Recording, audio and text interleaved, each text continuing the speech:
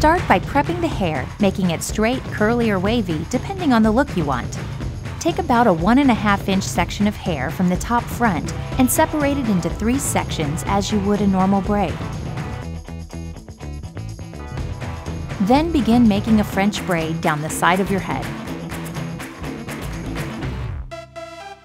Instead of adding hair to the bottom section, drop the bottom piece and take a new section from directly behind it.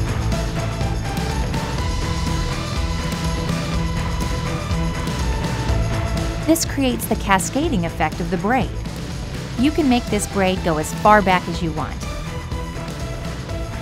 When you get to the end, secure with hairpins. A little stylist tip: cover the pins with a section of unbraided hair to make a beautiful finished look.